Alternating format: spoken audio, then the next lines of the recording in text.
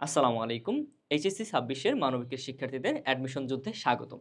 আজকে তোমাদের সাথে আমি আলাপ করব কিভাবে বিশ্ববিদ্যালয়গুলোতে চান্স পাওয়া যায় এবং চান্স পাওয়ার প্রেক্ষিতে আমরা কোন স্ট্র্যাটেজি ফলো করব। আমি আছি তোমাদের সাথে মোহাম্মদ আব্দুর রহমান। পড়াশোনা করছি ঢাকা বিশ্ববিদ্যালয় সমাজবিজ্ঞান বিভাগ। আচ্ছা, তোমরা অনেকেই চিন্তিত আছো যে এই একটা বিপদ থেকে উদ্ধার পেতে না পেতে আরেকটা বিপদ আমাদের সামনে হাজির। হ্যাঁ, এটা আমাদের জন্য আসলে বড় একটা বিপদ বলা চলে। আচ্ছা, এই এইচএসসি পরীক্ষার পর আমরা যে অ্যাডমিশনের জন্য রেডি হব, এই রেডি হওয়াটা আমাদের জন্য খুবই গুরুত্বপূর্ণ কারণ এখানে অনেক কম্পিটিশন বেশি। আচ্ছা, তো এইটার স্ট্র্যাটেজিগুলা নিয়ে আমরা একটু আলোচনা করি। শুরুতে আমাদের মনে অনেকেরই ধারণা থাকে, এর মান-বন্টন সম্পর্কে স্পষ্ট কোনো ধারণা থাকে না। তাছাড়াও আমরা দেখব না যে বিশ্ববিদ্যালয় কর্তৃপক্ষরা কোনো ভালো মান-বন্টন আমাদের দেয়। আসলে তারা তেমন কোনো ভালো মান-বন্টন কিন্তু আমাদেরকে দেয় না আল্টিমেটলি তেমন কোনো নির্দেশনা থাকে না। সেই প্রেক্ষিতে আমরা যদি মান-বন্টন নিয়ে কথা বলতে চাই তাহলে দেখব যে বিগত সালের যে কোয়েশ্চেনের প্যাটার্ন, সেই কোয়েশ্চেনের প্যাটার্নগুলো যদি ফলো করি তাহলে কিন্তু আমরা মান-বন্টন বুঝতে পারবো। আচ্ছা, আজকে আমি তোমাদের সাথে যে বিষয়টা নিয়ে প্রথম কথা বলবো সেটা হচ্ছে এই যে মান-বন্টন আমরা কোন বিশ্ববিদ্যালয়ের প্রেক্ষিতে এই মান-বন্টনটা চুজ করব। অবশ্যই প্রত্যেকটা বিশ্ববিদ্যালয়ের মান-বন্টন আলাদা হয়। আমরা কি করব আজকে যে আমরা হচ্ছে ঢাকা ইউনিভার্সিটিকে আইডিয়াল ভার্সন ধরে এইটাকে ধরে আমরা হচ্ছে মান-বন্টনটা অধ্যয়ন করার চেষ্টা করব। কারণ ঢাকা ইউনিভার্সিটির প্রস্তুতিটা নিলে তোমার সকল ইউনিভার্সিটির 70 to 80% প্রস্তুতি কিন্তু হয়ে যায়। এর ফলে জাস্ট হচ্ছে যখন অন্য ইউনিভার্সিটির পরীক্ষা আসবে তুমি জাস্ট 20% যুক্ত করবা। সেটা কিভাবে করবা আমরা সেটাও তোমাদেরকে বলে দিব। জাস্ট ওই ইউনিভার্সিটি কোশ্চেন ব্যাংকটা পড়ে তুমি দেখবা যে ওই ইউনিভার্সিটির টপিকটা কি, কোন টপিক হিট করতেছে সেই টপিকটা তোমাকে চুজ করতে হবে। অর্থাৎ 80% তোমার কভার, 20% তোমাকে এক্সট্রা করতে হবে। আচ্ছা, এখন আমি তোমাদের সাথে মানবন্টনটা একটু কথা বলবো ঢাকা ইউনিভার্সিটি, এবং আমি তোমাদের সাথে একটা ঢাকা ইউনিভার্সিটির যে রেজাল্ট যে হচ্ছে আমাদের আমরা যখন অ্যাডমিশন দেই, অ্যাডমিশনের পর একটা রেজাল্ট দেয় যে তুমি কততম হইলা, কয়টা ভুল করছো, তার জন্য কত মার্ক কাটা হয়েছে, আচ্ছা কি কোন সাবজেক্টে কত মার্ক পেয়েছো এবং তোমার একাডেমিক রেজাল্টের অনুযায়ী তুমি কত মার্ক পেয়েছো, ওভারঅল তোমাকে একটা আইডিয়া দেওয়া হয়। এই যে আইডিয়াটা, এটা কিন্তু তোমাকে সবাই বলবে না, এই আইডিয়াটা তোমাকে কেউই দিবে না। আচ্ছা, এখান থেকে অনেকগুলো স্ট্র্যাটেজি বের করে তুমি দুর্বল স্টুডেন্ট হওয়া সত্ত্বেও ভালো করা সম্ভব।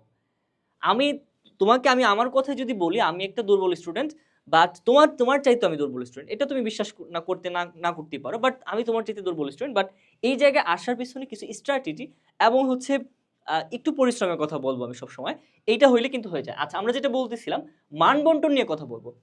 আচ্ছা, তোমাকে স্পষ্ট মানবন্টন সম্পর্কে একটা ধারণা থাকা লাগবে। কেমন? তুমি যদি মানবন্টন নিয়ে ধারণা চাও তাহলে দেখো আমাদের শুরুতেই কি থাকে, আমাদের শুরুতেই থাকে হচ্ছে আমাদের মানবন্টনটাকে আমরা দুই ভাগে ভাগ করতে পারি। আচ্ছা, একটা ভাগে আমরা কি দেখতে পারি, একটা ভাগে হচ্ছে দেখতে পারি যে আমাদের এমসিকিউ টাইপের, দেখো এমসিকিউ টাইপের যে প্রশ্নগুলো আছে সেগুলো নিয়ে আমরা একটু কথা বলতে পারি একটা টাইপে। আরেকটা টাইপে আমরা হচ্ছে দেখবো যে লিখিত পরীক্ষা। আচ্ছা, এমসিকিউতে আমরা কত নাম্বার, এমসিকিউতে আমাদের হচ্ছে 60 নাম্বার আর লিখিততে আমাদের 40 নাম্বার টোটাল। আচ্ছা, এই ভাগটা আমাদের খুবই স্পষ্টভাবে জানা থাকা লাগবে যাতে আমরা এটাকে ডিল করতে পারি। ওকে, চলো এই ভাগটা আমরা একটু দেখি। তাহলে মানবন্টনে আমরা বাংলাতে কত পাবো? মানবন্টনে আমরা বাংলাতে হচ্ছে তোমার এমসিকিউতে আমরা 15টি এমসিকিউ পাবো। আচ্ছা, এবং আমরা যদি একটু চিন্তা করি লিখিততে আমরা 20 মার্ক পাবো। এই যে মানবন্টনটা, এই যে বাংলার যে ক্ষেত্রে যে মানবন্টন, এই প্রশ্নগুলো কোথা থেকে হয়? সরাসরি বাংলা থেকে হয়। সরাসরি তোমার যে বাংলার বই আছে, বাংলার তুমি যে হচ্ছে প্রথম পত্র বইটা পড়েছো এবং ব্যাকরণ যেগুলো পড়েছো ওগুলো থেকে আসবে। অর্থাৎ 9-10 এর বইটা দেখলে ব্যাকরণ হয়ে যায়। আর হচ্ছে তুমি যে হচ্ছে রিডিং গুলো পড়ে আসছো, তুমি যে হচ্ছে সাহিত্য পড়ে আসছো সেগুলো থেকে কিন্তু আসবে। সুতরাং এখানে কিন্তু ভয় পাওয়ার কিছু নাই। সাহিত্যগুলো একটু ভালোভাবে ডিপলি একটু পড়লে কিন্তু তোমার হয়ে যাচ্ছে। অর্থাৎ তোমার সিলেবাসভুক্ত যে সাহিত্যগুলো আছে এর বাইরে কিন্তু আমার পড়ারও দরকার নাই। আচ্ছা, তাহলে বাংলার ক্ষেত্রে আমরা বিষয়টা বুঝলাম। এবার যদি ইংরেজির কথা বলো তাহলে ইংরেজির ক্ষেত্রে কেমন হয় বিষয়টা? আচ্ছা, ইংরেজির ক্ষেত্রে যে বিষয়টা হয় তুমি দেখবা, ইংরেজির ক্ষেত্রে সেম মার্কিং, 15 মার্ক হচ্ছে এমসিকিউ আর হচ্ছে আমরা দেখব যে 20 মার্ক হচ্ছে রিটেন। সেম, তুমি যদি হচ্ছে ইংরেজি সাহিত্যের যে ইংলিশ ফর টুডে বইটা পড়ো সেটা থেকে কিন্তু হুবহু কমন পাবা। তবে গ্রামারের জন্য তোমাকে একটু অ্যাডভান্স লেভেলের কিছু পড়তে হবে। অবশ্যই গ্রামার কিন্তু স্বাভাবিকত এই আমাদের এখান থেকে কমন আসে না, সেই ক্ষেত্রে আমরা অ্যাডভান্স যে হচ্ছে গ্রামার বইগুলো আছে সেগুলো থেকে পড়ার চেষ্টা করবো। ওকে, আচ্ছা, তারপর তুমি যদি জিকে এর কথা বলো, সবচেয়ে বেশি মার্ক, তবে যেটার মধ্যে কোনো রিটেন নাই। আচ্ছা, জিকে যার মার্ক হচ্ছে 30। দেখো টোটাল আমাদের এই টোটাল মার্কিং এর মধ্যে দেখো এমসিকিউর মধ্যে আমরা জিকে তে সবচেয়ে বেশি মার্ক লক্ষ্য করতেছি, 30 মার্ক। অর্থাৎ কেউ যদি এখানে জাস্ট পাস মার্কটা উঠে আসে, এখানে যদি পাস মার্কটা উঠে আসতে পারে, আর এখানে কি করতে পারে, এখানে যদি সে মার্ক বেশি তুলতে পারে, তাহলে কিন্তু তার সিরিয়াল অনেক আগায় যায়। ঘটনা এটাই ঘটে, প্রত্যেকটা স্টুডেন্টের সাথে এই ঘটনা ঘটে, যারা আমার মতো দুর্বল আর কি, তাদের সাথে যে ঘটনাটা ঘটে সেটা হচ্ছে তোমার হয়তো কোনো সেকশনে তুমি অনেক ভালো করছো, তবে কোনো সেকশনে আবার খারাপ করছো। এখন এই সেকশনটার ক্ষেত্রে তুমি দেখা যাচ্ছে তুমি হয়তো বাংলায় অনেক খারাপ করলা, তুমি হচ্ছে বাংলার প্রশ্ন বুঝতে পারো না, অনেক খারাপ করে ফেললা। বাট অনেক সময় দেখা গেল কি তুমি ইংরেজিতে মোটামুটি আবার ভালো করছো, আবার জিকেতে তোমার মার্কটা ভালো, মোটামুটি তুমি আগানো, তাহলে দেখা যাচ্ছে কি তোমার পজিশন অনেক আগে আসে এবং তোমার কিন্তু চান্স নিশ্চিত হয়ে যায়। আচ্ছা, তাহলে এই ওভারঅল আলোচনা থেকে আমরা এতটুকু বুঝতে পারলাম যে আমাদের কি কি আসে। আচ্ছা, এখন এর পাশাপাশি এটা তো ঢাকা ইউনিভার্সিটির যে প্যাটার্নটা। আচ্ছা, এর পাশাপাশি আমরা অন্য ইউনিভার্সিটিতে তেমন কোনো পরিবর্তন দেখতে পাবো না। আচ্ছা, কিছু কিছু ইউনিভার্সিটিতে আমরা দেখবো যে মানসিক দক্ষতা আসে, সেটা আমরা যুক্ত করব সেখানে। কিছু কিছু ইউনিভার্সিটি অন্য অন্য কিছু টপিক আছে, সেই টপিকটাকে বেশি গুরুত্ব দেয়, আমরা সেগুলো একটু ফোকাস করলে কিন্তু আমাদের আমাদের কিন্তু এক্সট্রা করে আর প্রিপারেশন নেওয়া লাগতেছে না, জাস্ট একটু অ্যাড করলে হয়ে যাচ্ছে। সুতরাং আমরা ঢাকা ইউনিভার্সিটি প্রিপারেশনটা নিব। আচ্ছা, তাহলে এখান থেকে আমরা বাংলা ইংরেজি সাধারণ জ্ঞানের মানবন্টনটা কিন্তু পেয়ে গেলাম। আচ্ছা, এরপর যদি একটু লক্ষ্য করো আমাদের পরবর্তী ধাপ কি, অর্থাৎ তোমরা এই যে পরীক্ষা শেষ করছো, এখন কি করবা, এখন কি কি করা উচিত তোমাদের, তোমরা শুরু করবা কি দিয়ে? আচ্ছা, আমি যেভাবে শুরু করছিলাম, আমাকে এক বড় ভাই সাজেশন দিয়েছিলেন যে হচ্ছে কোশ্চেন ব্যাংক পড়ো। আলটিমেটলি কোশ্চেন ব্যাংক না পড়লে কিন্তু প্রশ্ন কিভাবে আসে, কোন প্যাটার্নে আসে, কোথা থেকে আসে তুমি বলতে পারবে না। আচ্ছা, তাহলে তোমাকে কোশ্চেন ব্যাংক পড়তে হবে। শুরুতেই তোমাকে একটা কোশ্চেন ব্যাংক নিয়ে নিবা, এবং ঢাকা ইউনিভার্সিটির বিগত তুমি হচ্ছে 10 থেকে 15 বছরের কোশ্চেনগুলো দেখে ফেলবা, তখন তুমি বুঝতে পারবা যে কোশ্চেনগুলো কোথা থেকে হয়। আচ্ছা, অর্থাৎ একটা কোশ্চেন ব্যাংক তোমাকে কিনে ফেলতে হবে এবং কোশ্চেন অ্যানালাইসিস করতে হবে। এই কাজটা তোমার নিজের কাজ, এই কাজটা তুমি না পারলেও তোমার সাথে আমরা করে দিব ইনশাল্লাহ। এছাড়াও তুমি অনেককেই দেখবা যে এই কাজটা কিন্তু তারা নিজেরাই করে, এবং নিজেরা করার ফলে এটা এটা খুব ভালো বুঝতে পেরে তারা কিন্তু ভালোভাবে প্রিপারেশন নিতে পারে। সুতরাং এই কাজটা তোমার নিজের কাজ, না পারলে অবশ্যই আমরা আসি। আচ্ছা, তাহলে তোমাকে কোশ্চেন অ্যানালাইসিস করতে হবে। কোশ্চেন অ্যানালাইসিস করার ছাড়া উপায় নাই, কারণ অন্যান্য ইউনিভার্সিটির কথা যদি চিন্তা করো, ঢাকা ইউনিভার্সিটিতে কখনোই রিপিট হয় না, কিন্তু অন্যান্য ইউনিভার্সিটির কথা চিন্তা করলে দেখবা কোশ্চেন রিপিট হচ্ছে। অর্থাৎ তোমার 30টা কোশ্চেনের মধ্যে যদি 3টা কোশ্চেন রিপিট হয়, তার মানে হচ্ছে 10% কোশ্চেন রিপিট হলে তুমি কিন্তু তোমার ওই কোশ্চেনগুলোর কমন পেলে। আচ্ছা, যদি তুমি কোশ্চেন ব্যাংক না পড়ো, অন্য কারো পড়া থাকে তার কমন পড়লে কিন্তু তোমার দিক থেকে লস, তাই তো? আচ্ছা, আমরা একটু ডিটেলস বিষয়গুলো বোঝানোর চেষ্টা করতেছি যাতে আমাদের কোনো কনফিউশন না থাকে। আচ্ছা, এরপর আমরা যেটা দেখতেছি যে টপিক অ্যানালাইসিস। আচ্ছা, এখন তুমি যদি একটু চিন্তা করো, বাংলার কথা যদি চিন্তা করো, বাংলা এবং ইংরেজির ক্ষেত্রে কিন্তু টপিক অ্যানালাইসিসে একটা গুরুত্বপূর্ণ বিষয়, তবে তার চাইতে বেশি গুরুত্বপূর্ণ জিকেতে। আচ্ছা, বাংলা এবং ইংরেজির কথা যদি চিন্তা করো, তাহলে দেখবা তুমি যা পড়ে আসছো সেগুলাই। বাংলা গ্রামারে শুধু হচ্ছে তুমি 9-10 এর বইটা যুক্ত করবা। আচ্ছা, আর ইংরেজির ক্ষেত্রে, ইংরেজি গ্রামারের ক্ষেত্রে কিন্তু তোমাকে অবশ্যই ভালো একটা গ্রামার বই শেষ করতে হবে, ভালো একটা গ্রামারের টপিক ভালো একটা গ্রামারের মোটামুটি যে টপিকগুলো আসে সেই টপিকগুলো শেষ করতে হবে। এখন একটা গ্রামার বই অনেকগুলো টপিক আছে, বাট সেগুলো কিন্তু প্রত্যেকটা টপিক কিন্তু তোমার জন্য গুরুত্বপূর্ণ না।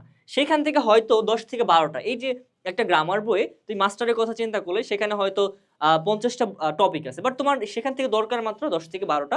এই 10 থেকে 12টা তোমাকে কে বলে দিবে? হয় তুমি যার কাছ থেকে তুমি যার গাইডের আওতায় থাকবা, অর্থাৎ যার কাছ থেকে তুমি জানবা যে তোমার হচ্ছে গাইড দিবে, সে তোমাকে এটা বলে দিবে, অথবা তুমি যে কোচিং সেন্টারের সাথে থাকবা সে তোমাকে এটা বলে দিবে যে কয়টা টপিক, কোন কোন টপিক পড়লে তোমার হয়ে যাচ্ছে। আর তুমি যদি এটা অ্যানালাইসিস করে বের করতে পারো, সেটা হচ্ছে সবচেয়ে বেটার। ওকে, এইটা সবচেয়ে ইজি। সুতরাং আমার পরামর্শ থাকবে প্রথম 3 থেকে 4 দিন তুমি শুধু অ্যানালাইসিস করবে, আর অন্য কোনো পড়াশোনা করবে না। আচ্ছা, নেক্সট, এরপর আমরা বলতেছিলাম টপিক অ্যানালাইসিস নিয়ে। এবার জিকে নিয়ে যদি একটু কথা বলি তাহলে কেমন হয়? জিকে নিয়ে যদি কথা বলি তাহলে দেখবা যে এই জিকে সবচেয়ে বেশি মার্ক যেখানে, এই জিকে এর যে বেশি মার্ক, এটা যদি তুমি হচ্ছে এইখানে যদি হিট করতে পারো তাহলে তোমার চান্স নিশ্চিত। আচ্ছা, এখানে কিভাবে হিট করবা তুমি? জিকের ক্ষেত্রে তুমি দেখবা আসলে জিকে বিস্তর পড়াশোনা, অনেক পড়াশোনা। এই জিকের পড়াশোনায় তুমি দেখতে পাবা যে এখানে অনেকগুলা পার্ট। তুমি যখন কোশ্চেন অ্যানালাইসিস করবা তখন তুমি দেখবা যে ইন্টারন্যাশনাল পার্ট থেকে কোশ্চেন আসতেছে, বাংলাদেশ পার্ট থেকে কোশ্চেন আসতেছে, রিসেন্ট জিকে থেকে কোশ্চেন আসতেছে, একাডেমিক জিকে থেকে কোশ্চেন আসতেছে, এমনকি রিপিটেশনও হচ্ছে, অর্থাৎ বিগত সালে কোশ্চেন থেকেও রিপিট হচ্ছে। তাহলে তুমি কিন্তু এই যে কোশ্চেন অ্যানালাইসিস ছাড়া কিন্তু এটা বলতে পারবা না। বলতে পারবা? পারবা না, সুযোগ নাই। আচ্ছা, এখন আমি তোমাকে বলবো, তুমি যখন কোশ্চেন অ্যানালাইসিস করবা, আমি তোমাকে কোশ্চেন অ্যানালাইসিসটা বলে দিচ্ছি। যেমন ইন্টারন্যাশনাল জিকে থেকে খুব কম মার্ক আসে, খুব অল্প মার্ক আসে, 30টার মধ্যে থেকে আমরা খুব কমই দেখবো, এবং যাই দেখবো তা হচ্ছে রিসেন্ট জিকে আর কি, অর্থাৎ সাম্প্রতিক জিকেটা ইন্টারন্যাশনাল থেকে বেশি আসে। ওকে, আচ্ছা, এবং অর্গানাইজেশন থেকে বেশি আসে। আচ্ছা, বাংলাদেশ পার্ট থেকে মোটা দাগে তুমি হচ্ছে 15 থেকে 18টা টপিক পড়লে মোটা দাগে বাংলাদেশ টপিক থেকেও তোমার মোটামুটি কমন পড়ে যাবে। আচ্ছা, আর রিসেন্ট জিকে সবচেয়ে কম পড়ে, যেখান থেকে সবচেয়ে বেশি মার্ক তোলা যায়, অর্থাৎ প্রায় 7 থেকে 10টা কোশ্চেন তুমি এই রিসেন্ট জিকেই পেয়ে যাবা ঢাকা ইউনিভার্সিটির প্যাটার্নে, এবং অন্যান্য ইউনিভার্সিটি এত বেশি পাবা না, একটু কম পাবা আর কি। আচ্ছা, একাডেমিক জিকে ঢাকা ইউনিভার্সিটির প্রেক্ষিতে মোটামুটি ভালোই পাবা, বলতে গেলে 5-6টা একাডেমিক জিকে পেয়ে যাবা। আচ্ছা, তারপর রিপিটেশন, ঢাকা ইউনিভার্সিটির প্রেক্ষিতে তুমি রিপিটেশন কোশ্চেন পাবা না, বাট অন্যান্য ইউনিভার্সিটিতে প্রচুর রিপিটেশন কোশ্চেন আসে।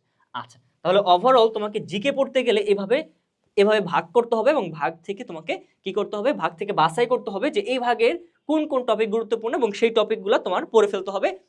আমরা কি অন্য টপিক পড়বো না? অবশ্যই পড়বো, বাট তুমি তুমি যখন অনেক পড়াশোনা করবা, বাট এত পড়াশোনা তোর মাথায় থাকবে না। তবে গুরুত্বপূর্ণ টপিক যেগুলো, সেগুলো যখন মার্কিং করে সেগুলো আগে শেষ করবা, সেগুলো যখন পরীক্ষার আগে রিভিশন দিয়ে যেতে পারবা, তখন তোমার সেগুলো কাজে লাগবে। আচ্ছা, সব পড়া লাগে না, বুঝছো?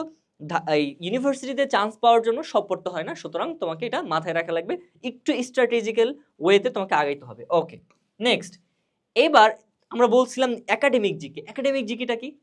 একাডেমিক জিকেটা হচ্ছে এই যে তুমি একাডেমিতে যা পড়ে আসছো, অলরেডি তোমার পড়া, দেখো তুমি এই যে অলরেডি অনেক কিছু পড়ে আসছো, সেখান থেকেই তুমি হচ্ছে দেখা যাচ্ছে 50% কমন পাবা। সুতরাং টেনশন করার কোনো দরকার নাই, বাট হচ্ছে তোমাকে স্থির থাকতে হবে, তোমাকে কাম থাকতে হবে। ওকে, আচ্ছা, তুমি জিওগ্রাফি পড়ে আসছো, তোমার জিওগ্রাফি যে হচ্ছে নলেজ, সেই নলেজটা কিন্তু এখানে কাজে লাগবে। যদি জিওগ্রাফি না পড়ে থাকো, সমস্যা নাই, তুমি এখান থেকে আমাদের আমাদের তুমি হচ্ছে যে বিভিন্ন জায়গায় তুমি দেখবা কোর্স আছে, বা হচ্ছে একটা বইয়ের মধ্যে তুমি মৌলিক জিকে হিসেবে দেখবা পার্ট বাই পার্ট করা আছে, সেখান থেকে তুমি এটা পড়ে নিবা, সিম্পল। অথবা তুমি কোনো ভালো একটা গাইডেন্সের অধীনে তুমি এটা কমপ্লিট করবা, একেবারে অল্প সময়ে কমপ্লিট করা সম্ভব। লজিক সেম, লজিকের পড়াশোনা আরো কম, এখানে আরো কম, বাট একেবারে সিম্পল সাধারণ কোশ্চেন এখান থেকে করে। সিভিক এবং হিস্ট্রি থেকে সবচেয়ে বেশি কোশ্চেন আসে, যেহেতু এটা বাংলাদেশ পার্ট এবং আন্তর্জাতিক পার্ট পুরোটাই কভার করে। সিভিক এবং হিস্ট্রি যাদের ছিল তারা অবশ্যই বেনিফিট পাবা। আচ্ছা, না থাকলেও কোনো সমস্যা নাই। আচ্ছা, ইকোনমিক্স থেকেও কোশ্চেন আসে, তবে কম, একটা দুইটা কোশ্চেন মাস্ট থাকে ইকোনমিক থেকে। আইসিটি থেকে 2-3টা কোশ্চেন তো মাস্ট থাকে, এটা সব জায়গায় থাকে। তাহলে এই যে প্যাটার্ন, এই প্যাটার্ন ধরে তোমাকে পড়ে ফেলতে হবে। আইসিটি কিন্তু তুমি পড়ে আসছো, তাই না? তাহলে তোমার ভয় পাওয়ার কোনো কারণ নেই। আচ্ছা, এই এত কিছু নিয়ে কথা বললাম, এবং আমি বললাম জিকেতে যদি তুমি হিট করতে পারো, তাহলে কিন্তু তুমি হচ্ছে ভালো করবা। এখানে একটা বিষয় লক্ষ্য করো, এইখানে যে রেজাল্টটা, এই রেজাল্ট শিটটার কথা যদি চিন্তা করো ঢাকা ইউনিভার্সিটি অ্যাডমিশনের, তাহলে তুমি দেখতে পাবা যে এই রেজাল্ট শিটের বাংলায় 15টা এমসিকিউ থাকে। সে কয়টা দাগাইছে তুমি বুঝতে পারবা। দেখো সে পাইছে কত, দেখো 11.25 পেয়েছে। আচ্ছা, তো এখানে দেখো তার উত্তর হয়েছে কয়টা, 12টা, আর তার ভুল গেছে কয়টা, 3টা। অর্থাৎ তুমি এখানে যদি একটু লক্ষ্য করো, সে 15টাই দাগাইছে, তার হয়েছে 11.25। এটা কিন্তু হিউজ মার্ক। এই 11.25 মানে হচ্ছে একেবারে টপ লেভেলের যে সাবজেক্টগুলো আছে, সেই সাবজেক্টের মার্ক পাওয়ার মতো মার্ক। ওকে, আচ্ছা, আবার বাংলার লিখিতের অংশের কথা চিন্তা করো, লিখিতের অংশ দেখাও, লিখিত অংশেও কিন্তু মার্ক মোটামুটি ভালো। কিন্তু ইংরেজির কথা যদি চিন্তা করো, ইংরেজির কথা দেখো, ইংরেজিতে কিন্তু তার মার্ক কম। তার 9টা হয়েছে, 15টার মধ্যে 9টা হয়েছে, 5টাই ভুল গেছে। এই 5টা ভুল যাওয়ার কারণে দেখো তার 1 অর্থাৎ 25 মার্ক কিন্তু কেটে ফেলা হয়েছে। আচ্ছা, তাহলে এখান থেকে তার মার্ক কিন্তু আসলো কত, দেখো এখান থেকে তার মার্ক মাত্র আসলো কত, তুমি যদি হিসাব করো 7-11 হচ্ছে 18 দশমিক, হ্যাঁ 19 মার্ক আসলো। আর দেখো ইংরেজি আর বাংলা মিলে তার মার্ক আসলো 19। আর সাধারণ জ্ঞানে যদি চিন্তা করো, তাহলে দেখো 24টা তার হয়েছে, সে দাগাইছে হচ্ছে কয়টা, দেখো তো, সে দাগাইছে হচ্ছে তাহলে 29টা দাগাইছে, 24টা হয়েছে, 22.75, হিউজ মার্ক। একটা কথা মনে রাখো, তোমার মনে হইতে পারে যে 0.5, 0.25 এগুলো মার্ক নাকি? অবশ্যই 0.25 এর জন্য তোমার 0.25 এর এমন হইতে পারে যে 0.25 এর জন্য তোমার চান্স মিস হয়ে গেছে। 0.25 এর জন্য এমন হইতে পারে তুমি অনেক ভালো একটা সাবজেক্ট পাইতা, সেটা পাও নাই। তুমি 200, 300, 500 স্টুডেন্টের পিছনে পড়ে গেছো জাস্ট 0.25 এর জন্য। সুতরাং পয়েন্ট অবশ্যই গুরুত্বপূর্ণ। তো এখান থেকে আমি তোমাকে যেটা বুঝালাম সেটা হচ্ছে এই যে জিকের যে পয়েন্টটা, দেখো এটা হিট করতে পারলে তোমার জন্য কিন্তু চান্স অনেকটা নিশ্চিত, এবং তুমি অনেক ভালো করতে পারবে। আচ্ছা, শুধু পাশ করলে হয় না, আগে তো পাশ করতে হয়। পাশ করার পরবর্তী কাজ হচ্ছে কি? পাশ করার পরবর্তী কাজ হচ্ছে যে তোমাকে সিরিয়ালে আগেই থাকতে হয়। আচ্ছা, আমরা যেটা আলোচনা করতেছিলাম, তো জিকেটাকে কেন আমরা হিট করতে চাচ্ছি সেটা আমরা তোমাকে বললাম। আর দ্বিতীয় আরেকটা বিষয়, তোমরা আচ্ছা, সেটা আমরা পরের সেশনে একটু আলোচনা করি। মার্কিং নিয়ে যেটা বলতেছিলাম। এই মার্কিং এর যে ক্ষেত্র, মার্কিং এ আমাদের যে হচ্ছে 0.25 করে কাটা যাচ্ছে, এটা আমাদের জানা থাকা লাগবে। অর্থাৎ যে প্রশ্নটা আমি সিউর যে এইটা হবে না 100% আমার, সেই প্রশ্নের উত্তর আমি দিব না। যে প্রশ্নের উত্তর আমি 50-50 সিউর সেটা দিব। সহজ কথা। এগুলা নিয়ে অনেক স্ট্র্যাটেজি আমরা আলাপ করব সামনে। জাস্ট তোমাদেরকে একটা ধারণা দেওয়া যে ঢাকা ইউনিভার্সিটি কিন্তু তুমি যদি ভুল করো তাহলে কিন্তু 0.25 কেটে নিবে। আচ্ছা, সব ইউনিভার্সিটির ক্ষেত্রে কিন্তু এই বিষয়টা তুমি দেখতে পাবা না। আচ্ছা, শুধু ঢাকা ইউনিভার্সিটির ক্ষেত্রে এটা প্রযোজ্য আরকি। আচ্ছা, এবার তুমি ঢাকা ইউনিভার্সিটির ২ টা পার্ট দেখতে পাও। দেখো, একটা হচ্ছে বিস্তারিত ফলাফল, আরেকটা হচ্ছে তুমি দেখতে পাচ্ছ একাডেমিক ফলাফল। দেখো, বিস্তারিত ফলাফল এবং একাডেমিক ফলাফল হিসেবে দুইটা পয়েন্ট করে তারা কিন্তু মার্কিং করছে। দেখো এখানে কি করছে, মাধ্যমিক বা সমমানে তুমি যে তোমার যে রেজাল্টটা হইছে জিপিএ 5 এর মধ্যে যে রেজাল্টটা হইছে সেটাকে 2 দিয়ে গুণ দিয়ে সেটা এখানে তারা হচ্ছে ইনপুট করছে, এবং তুমি উচ্চ মাধ্যমিকে যেটা পাবা সেখানে 2 দিয়ে ইনপুট করছে, সেখানে 2 দিয়ে গুণ দিয়ে। আচ্ছা, এখানে অর্থাৎ তোমার এখানে তুমি 20 মার্ক পেতে পারো, 19 মার্ক পেতে পারো, আর 18 মার্ক পেতে পারো। বাট একটা বিষয় খেয়াল করো, এই যে অলরেডি কিন্তু এটার জন্য তুমি পরীক্ষা দিয়ে ফেলছো না? হ্যাঁ। তাহলে এখানে কোনো পরিবর্তন করার সুযোগ আছে তোমার? কোনো সুযোগ নাই কিন্তু। সুতরাং এইটা নিয়ে তুমি একটু টেনসড হবা না। এটা নিয়ে তুমি চিন্তিত হবা না। তোমার কাজ হচ্ছে কি? তোমার কাজ হচ্ছে এইখানে কিভাবে ইমপ্রুভ করা যায়, এবং বিশেষ করে সাধারণ জ্ঞানে এবং এগুলাই কিভাবে পাস মার্ক ধরে রাখা যায়, এইটা হচ্ছে তোমার টার্গেট। ঠিক আছে? আচ্ছা, নেক্সট। এবার আমরা যদি দেখি একাডেমিক মার্কস। একাডেমিক মার্কস এর কথা আমরা বলে ফেলছি অলরেডি না? ওকে, নেক্সট। এবার আমরা একটু রিটেন নিয়ে কথা বলি না? এই রিটেন নিয়ে তোমাদের মনে অনেক ভয় যে আমি কি রিটেন পারবো, কেমন রিটেন আসবে, অনেক ভয়। আসলে অনেক ভয় থাকতে পারে, বাট তোমার মধ্যে তুমি যদি ইন্টার পাস করে থাকো বা তুমি যদি ইন্টার পরীক্ষা দিয়ে থাকো, তুমি তো বুঝতে পারবা তুমি পাস করবা কিনা ইনশাল্লাহ। আচ্ছা, তোমার মধ্যে এতটুকু জিনিস আছে, সুতরাং তুমি ভয় পাবা না। তুমি যদি পরীক্ষার হলে বসতে পারো তোমার হয়ে যাবে। এখন এখানে কাজ কি, লিখিত তো বাংলায়, যেহেতু জিকেতে কোনো লিখিত নাই, বাংলার ক্ষেত্রে তুমি হচ্ছে যে আমাদের সিলেবাসভুক্ত যে সাহিত্যগুলো আছে সেগুলো একটু মন দিয়ে পড়বা এবং সেগুলো বুঝে নিজে লেখার একটা চেষ্টা করবা। প্রতিদিন তুমি হচ্ছে এখানে 30 মিনিট সময় দিবা। বাংলার একটা মনে করো একটা সাহিত্য নিলা, একটা সাহিত্যের মনে করো একটা গল্প নিলা, এই গল্পের ছোট ছোট অংশ তুমি হচ্ছে পড়ে এবং সেটার সামারি করতে শিখবা আর কি, তাহলে হচ্ছে আর তাহলে হয়ে যাবে। আরেকটা বিষয় হচ্ছে দেখো এখানে, এবং গ্রামার তো পড়বাই, গ্রামার থেকেও কিন্তু কোশ্চেন আসে। আরেকটা বিষয় হচ্ছে লিখিততে আমরা দেখতে পাবো, ইংরেজির ক্ষেত্রে যদি লক্ষ্য করো, ইংরেজির ক্ষেত্রেও কিন্তু আহামরি কিছুই না, তুমি পারবা সেটা। আচ্ছা, তাহলে ওভারঅল যদি চিন্তা করো, তাহলে রিটেনের ক্ষেত্রে তুমি যদি প্রতিদিন এখানে আধা ঘন্টা এখানে আধা ঘন্টা প্রতিদিন খরচ করো, তাহলে 3 থেকে এই 4 মাসের মধ্যে তুমি কিন্তু এটা কভার করে ফেলতে পারবা। তোমার ভয়টা কাটাইতে পারবা। তোমার মধ্যে জিনিস আছে, বাট তোমাকে ভয়টা কাটাইতে হবে। এটা হচ্ছে জাস্ট তোমার করণীয় আর কি। হ্যাঁ, আচ্ছা, নেক্সট। এবার আমরা ফ্যান্টাসি ভার্সেস হচ্ছে প্যানিক। আমরা অনেক সময় ইউনিভার্সিটিকে এমন কিছু মনে করি, ইউনিভার্সিটি এমন কিছু যেখানে আমার চান্স পাইতে হবে, না পাইলে আমি মরে যাব, না পাইলে আমি হচ্ছে সমাজে মুখ দেখাইতে পারবো না, আমি এত নামি দামি কলেজ থেকে পড়েছি, এই হ্যান ত্যান অনেক ফ্যান্টাসি থাকে। ফ্যান্টাসির কারণে একটা সময়, প্রেশারের কারণে একটা সময় প্যানিক হয়ে তোমার হচ্ছে যেখানে নিশ্চিত চান্স পাওয়ার কথা সেখানে তুমি চান্স পাও না। আচ্ছা, সুতরাং আমাদেরকে এটা করা যাবে না। এই ক্ষেত্রে আমাদেরকে মাথায় রাখা লাগবে সবই ব্যালেন্স, পৃথিবীর সবই ব্যালেন্স, এখানে প্যানিক হওয়া যাবে না। তুমি পরিশ্রম করো, আজকে থেকে পরিশ্রম শুরু করো। তুমি প্যানিক হওয়ার দরকার নাই, তুমি আজকে থেকে পরিশ্রম শুরু করো। আমি আশা করি তোমার এই পরিশ্রম দেখে আল্লাহ তোমাকে একটা ভালো ফলাফল দিবেন। আচ্ছা, কোচিং ভার্সেস আমরা কি দেখবো যে হচ্ছে পার্সোনাল গাইড। অবশ্যই আমি আমি হচ্ছে যেটা রিকমেন্ড করি, আমি যেটা করেছিলাম, আমি কোচিং ভর্তি হয়েছিলাম কিন্তু কোচিং এর ক্লাস করতাম না। বাট আমার কারণ হচ্ছে কোচিং এর ক্লাসগুলো আমার বোরিং লাগতো এবং আমার মনে হইতো যে এগুলো হচ্ছে হাবিজাবি দিচ্ছে। বাট পার্সোনাল গাইডে আমি হচ্ছে আমার যে বড় ভাইরা ছিল তাদের কাছে পার্সোনাল গাইডে বিষয়টা দেখার চেষ্টা করছি। আচ্ছা, তো এই ক্ষেত্রে পার্সোনাল গাইডটা খুবই গুরুত্বপূর্ণ, বিশেষ করে এটা যদি পাবলিক ইউনিভার্সিটির হয় এবং এটা যদি ঢাকা ইউনিভার্সিটির হয় তাহলে সবচেয়ে বেস্ট। আচ্ছা, সেই প্রেক্ষিতে আমি বলবো যে আমি তোমাকে গাইড করব যে হচ্ছে পার্সোনাল গাইডটা হচ্ছে তুমি নিবা। পার্সোনাল গাইড নিতে হইলে এই ক্ষেত্রে তুমি হচ্ছে ঢাকা ইউনিভার্সিটি স্টুডেন্টকে চুজ করবা। এটা হচ্ছে বেস্ট অপশন। আমি যদি কলেজ লাইফে এটা বুঝতাম তাহলে তখন থেকে তাদের সান্নিধ্যে থাকার একটা চেষ্টা করতাম। আচ্ছা, তাহলে এটা কেন বললাম যে কোচিং এবং হচ্ছে পার্সোনাল, এইটা তুমি যখন এই লেভেলে আসবা, এই লেভেলটা পার করবা, তখনই এই বিষয়টা উপলব্ধি করতে পারবা। কিন্তু তখন উপলব্ধি করলে তো তোমার লস, তাই তোমাকে আগে আমি বিষয়টা বলে দিলাম। এর মানে এই না যে তোমাকে আমার কাছে পড়তে হবে, বাট আমি তোমাকে বলবো যারা হচ্ছে ঢাকা ইউনিভার্সিটির স্টুডেন্ট বা হচ্ছে পাবলিক ইউনিভার্সিটির স্টুডেন্ট, তাদের সান্নিধ্যে থাকলে তোমার রেজাল্ট মাস্ট ভালো হবে। আরেকটা বিষয় দেখো, কোচিং এ তুমি কি করতে পারো, এক্সাম দিতে পারো জাস্ট। কোচিং এই জন্য রাখতে পারো, হ্যাঁ ভর্তি হয়ে রাখলাম, কোচিং এক্সাম দিতে পারো জাস্ট, এইটা আর কি।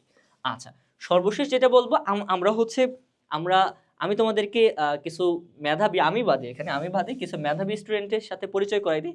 সবাই আমার পরিচিত এবং সবাই আমার ব্যাচমেট, খুবই মেধাবী। এদেরকে আমি খুব পার্সোনালি খুব ভালোভাবে চিনি, এদের ক্লাসগুলো আসলেই দুর্দান্ত আর কি। আমি এই জন্য তাদের কাছে তোমাকে পড়তে বলবো না। বিষয়টা হইলো কি, এরা সবাই হচ্ছে ডিউর ব্যাকগ্রাউন্ড, সুতরাং এখানে একটা পার্সোনাল গাইডেন্স পাওয়ার একটা বিশাল একটা সুযোগ আছে। জাস্ট আমি তোমাকে এটা স্মরণ করাই দিব।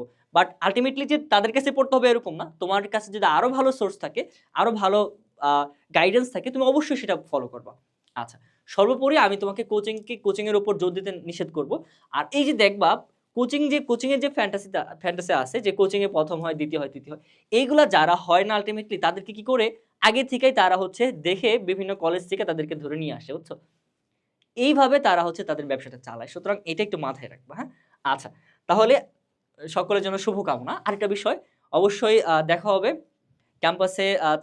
চা খাওয়ার দাওয়াত রইল। আসসালামু আলাইকুম।